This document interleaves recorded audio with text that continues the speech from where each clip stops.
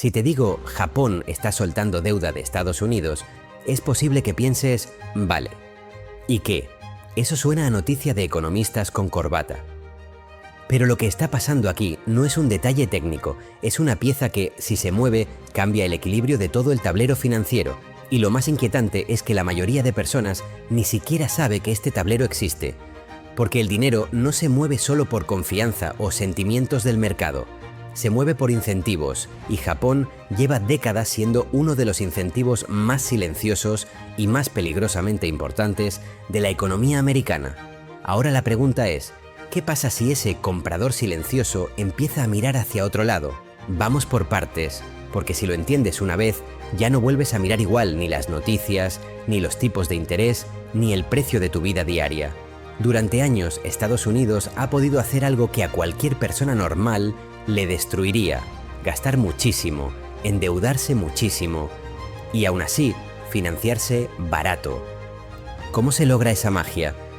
Con una idea muy simple. Si mucha gente quiere comprarte deuda, puedes endeudarte pagando intereses relativamente bajos. Si pocos quieren comprarte deuda, tienes que pagar más para atraerlos. Y aquí entra Japón. Japón, oficialmente, es el mayor tenedor extranjero de bonos del Tesoro estadounidense. En los datos más recientes publicados por el Tesoro de Estados Unidos, Japón aparece con alrededor de 1,2 billones de dólares en treasuries. Por ejemplo, en noviembre de 2025, figura cerca de 1,202 billones. No estamos hablando de algo de inversión, estamos hablando de un pilar. Imagina que Estados Unidos es un gigante que necesita refinanciarse constantemente, y Japón es uno de los brazos que lo sostiene. La gente suele hablar de China cuando habla de deuda americana, pero la realidad es que Japón está por delante. Y lo más importante, Japón no solo tiene deuda, históricamente ha sido un actor estable, un comprador constante, un ancla. Entonces, ¿por qué cambiaría eso? Porque Japón también tiene un problema enorme. Su propio país está en una transición que da miedo. Japón ha sido el ejemplo del mundo estable durante mucho tiempo, pero por debajo de esa imagen hay tres fuerzas que aprietan cada vez más: demografía extrema, deuda pública altísima, cambio de régimen de tipos de interés. Y cuando esas tres fuerzas se combinan, el resultado es un país que empieza a necesitar su dinero en casa, no al otro lado del mundo. Primero, la demografía. Japón es uno de los países más envejecidos del planeta. Esto no es un titular, es una transformación social. ¿Qué implica? Que hay cada vez más personas retirándose y cada vez menos personas en edad de producir, consumir y pagar impuestos. Y eso cambia la lógica del ahorro nacional. Un país joven ahorra e invierte fuera con paciencia. Un país que envejece necesita liquidez, necesita seguridad, necesita pagar pensiones y sanidad, necesita sostener su propio sistema. Aquí es donde la historia se vuelve muy práctica. Si eres una institución japonesa, un fondo, una aseguradora, un gran gestor de pensiones, llega un punto en que te preguntas: ¿de verdad quiero tener parte de mi tesoro en dólares expuesto al tipo de cambio, a riesgos geopolíticos y a volatilidad?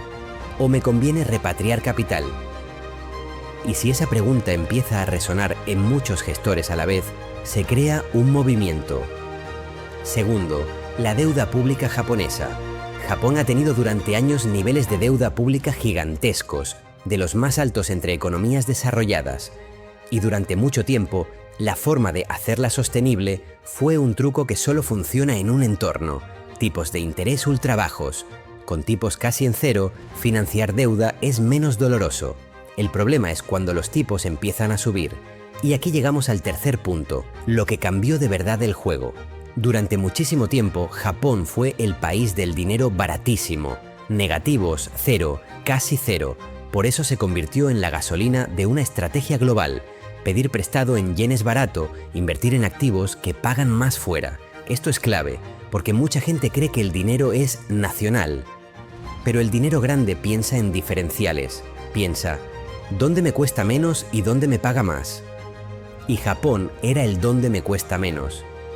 Pero en 2024, el Banco de Japón dio un giro histórico. Dejó atrás la política de tipos negativos y empezó a normalizar. Y en 2025 a 2026, el debate ya no es si sube, sino cuánto y cuán rápido, con los mercados y analistas hablando de nuevas subidas según la inflación, el yen y los salarios. En pocas palabras, el dinero japonés deja de ser gratis, y cuando el dinero deja de ser gratis, ocurren dos cosas. Invertir fuera deja de ser tan atractivo, y mantener posiciones en el extranjero se vuelve más costoso y más arriesgado. Ahora, entiende lo que significa esto en términos humanos. Si tú eres un gran inversor japonés y durante años en casa te daban casi nada, era lógico buscar rendimiento fuera. Comprabas deuda de Estados Unidos, porque Estados Unidos pagaba más que Japón y era seguro. Pero si Japón empieza a pagar más en su propia deuda y además te quitas el riesgo de divisa y además tu gobierno necesita que el ahorro se quede dentro, el incentivo cambia. Y en finanzas, cuando cambia el incentivo, cambia el flujo. La gran pregunta no es ¿Japón odia a Estados Unidos o Japón quiere destruir el dólar? La pregunta es ¿dónde es más lógico colocar el dinero hoy? Y últimamente, dentro de Japón, empieza a sonar más lógico para muchos. Aquí aparece un factor que la mayoría ignora, el tipo de cambio. Si tienes tu base en yenes y compras activos en dólares, no solo estás apostando por el interés, también estás apostando porque el tipo de cambio no te destroce. Si el yen se mueve fuerte, tu rentabilidad cambia. Puedes ganar con el interés y perder con la divisa, o al revés. Y si además tienes que cubrir la divisa, hacer coberturas, eso también cuesta dinero. Por eso, cuando hay incertidumbre de moneda o el coste de cobertura es alto, muchos grandes inversores prefieren activos domésticos. No es romanticismo, es supervivencia financiera. Entonces, ¿qué pasa si Japón no compra tanto o empieza a vender? Pasa algo brutalmente simple, sube la presión sobre los tipos en Estados Unidos.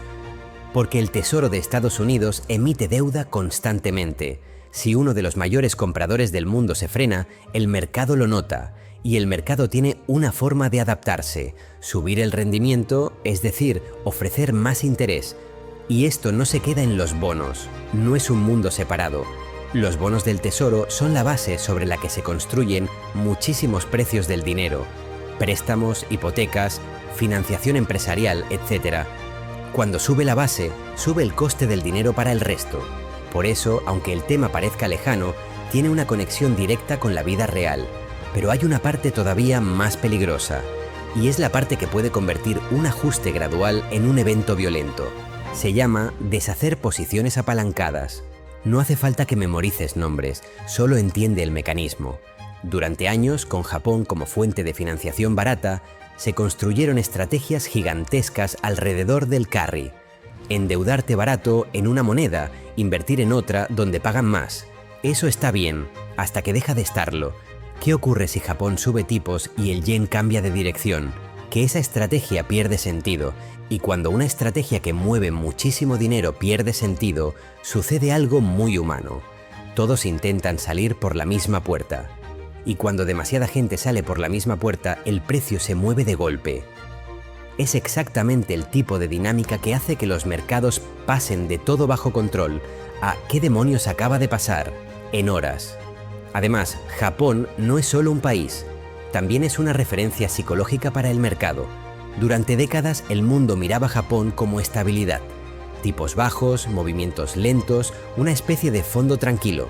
Pero en 2026 estamos viendo otro Japón, con más debate fiscal, con rendimientos subiendo, con un banco central presionado por inflación y moneda, y con inversores replanteando dónde quieren estar posicionados.